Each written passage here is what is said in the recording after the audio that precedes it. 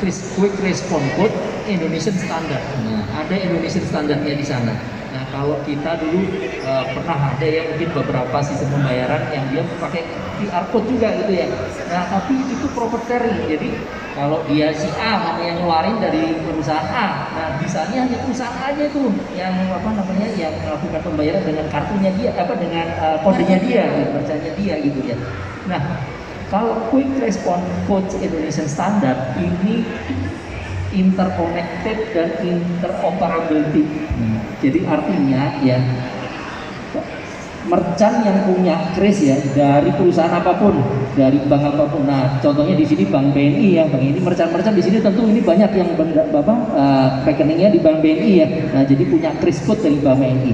Nah, ini yang bisa scan, bisa bayar pakai kris tadi itu enggak hanya nasabah BNI. Saya dari nasabah bank lain, Mbak Rica dari bahkan ya kita ada aplikasi uang elektronik ya dari Gojek kayak Link aja kayak apa itu bisa pakai scan QR code yang sama gitu. Jadi dia interoperability, jadi bisa dipakai oleh siapa saja pemilik dari akun atau rekening manapun juga gitu ya.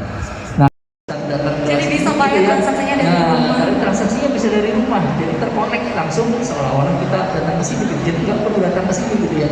Nah, kalau zaman dulu kan kita mesti gesek kartu di tempatnya dan bacanya gitu. Harus datang ke tempatnya, harus datang ke tempatnya. Kalau sekarang dari rumah bisa. Nah, bahkan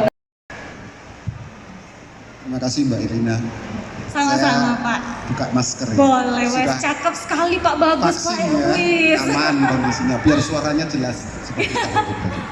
Jadi BNI ya di era sekarang ini utamanya mendekati Nataru ya, kami bekerja sama dengan Mall Ratu Indah atau kerennya